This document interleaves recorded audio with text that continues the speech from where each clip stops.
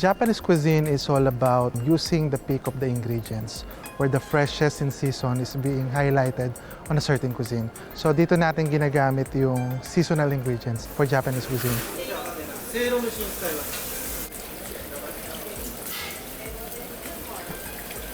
Japanese cuisine talks about giving out the natural flavors of the ingredients. Unlike here in the Philippines, we're used to adding some additional flavorings in our ingredients to make a specific dish much more flavorful. In Japan, we're extracting the finest ingredients in season to bring out the natural flavors. And I believe as a Filipino, that's connect us to the cuisine itself. I think 80 to 90% imported from Japan. We are getting our beef from the Saga prefecture. So these are called the Saga beef.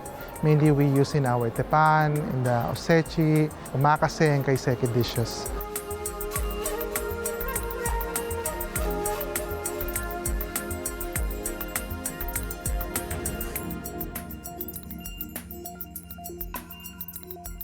And we're using also some hamachi fillets imported from Japan. The sashimis are sashimi grade also.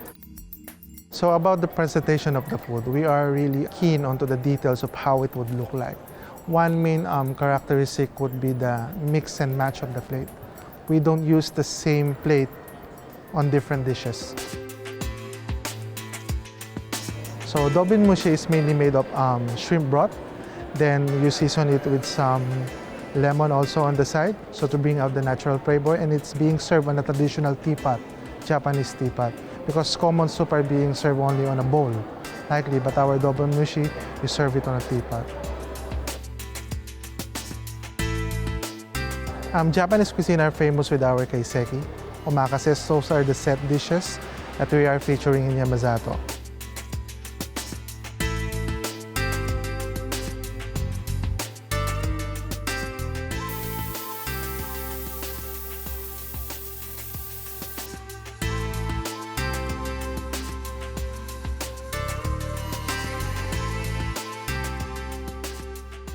In our Wagyu Tobanyaki, it's being grilled on a ceramic pot. So it's the balance of grilling the meat evenly while keeping it hot and served to the guests.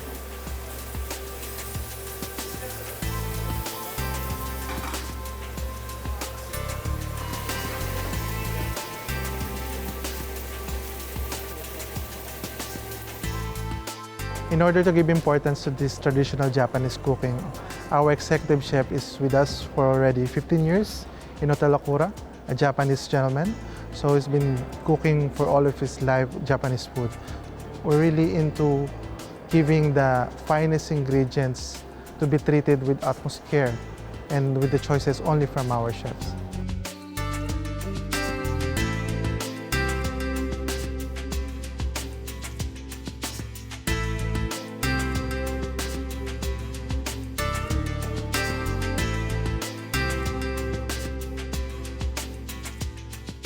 Our shabu-shabu is made of traditional method. It consists of a thinly sliced beef and some pre-cut bite-sized vegetables that these are being cooked on a steaming hot broth.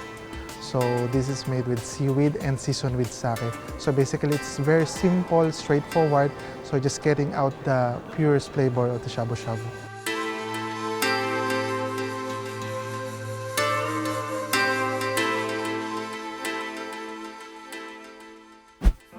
Here in Hotel Akura, Manila, we wanted our guests to experience simplicity and quality of the food. And with that, we wanted to offer two unique dining venues, which is Yamazato and Yowaragi, which is basically accepting cash and credit card payment. Japan is very giving extra attention in terms of their harvest time and producing only the finest ingredients on their peak. We can manage to get the most flavors. And I think that's one of the key things that guests should be looking forward when they dine in any Japanese restaurant, especially in Hotel Akura, Manila.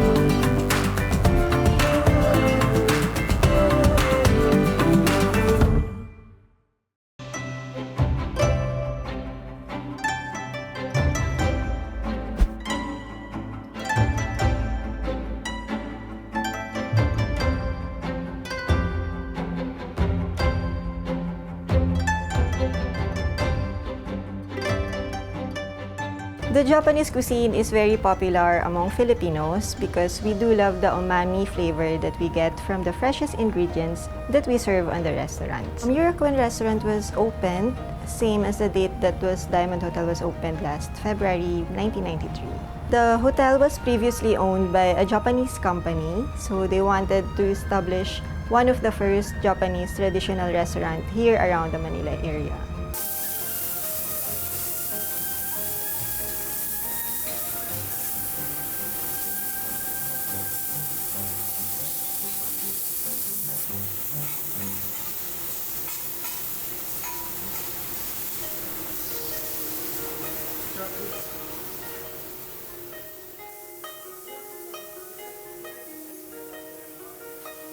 We started to offer is the traditional teppanyaki, then traditional sashimi and sushi with the traditional recipe of the Japanese. So basically, Japanese cuisine is composed of seafood ingredients and beef ingredients we're not really much more on marination. Instead, we rely more on the dipping sauce that what we have.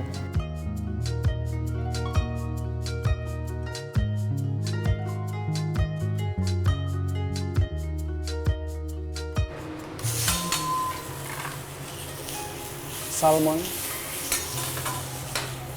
So we just season it with salt and pepper. Do not overcook the salmon, the fish, otherwise it becomes hard and dry. The texture is dry.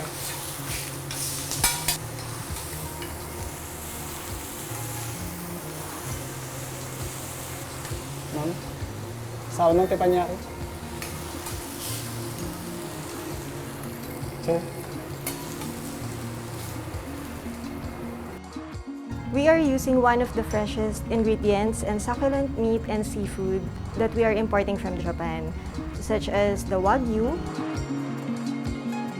and then fresh scallops and gindera from Japan. So ma'am, excuse me, flambe.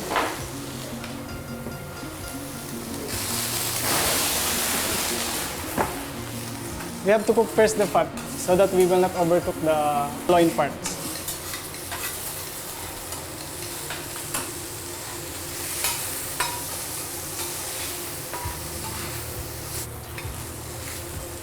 Fat.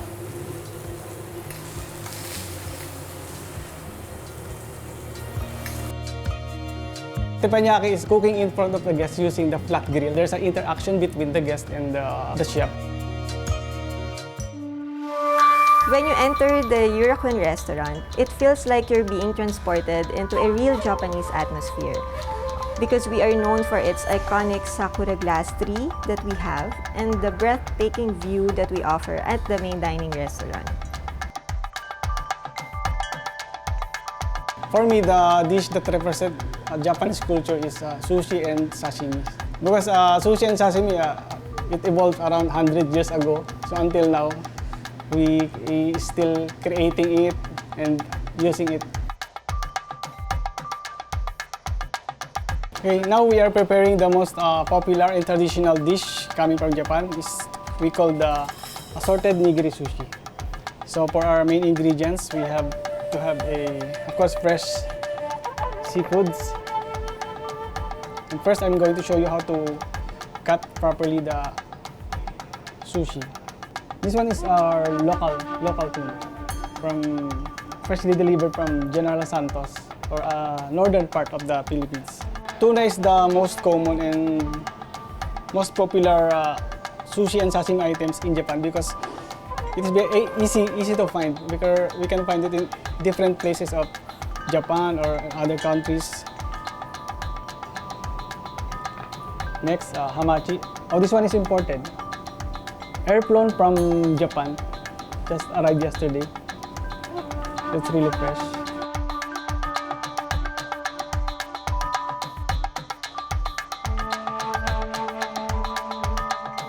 For our finished product, assorted nigiri sushi and plate.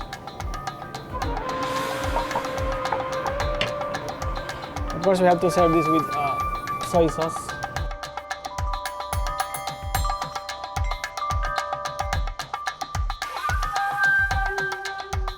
The way we're able to maintain the taste of Japanese cuisine is through using the basic ingredients that we are using until now, and also the way we cook it, the traditional way, and also the presentation.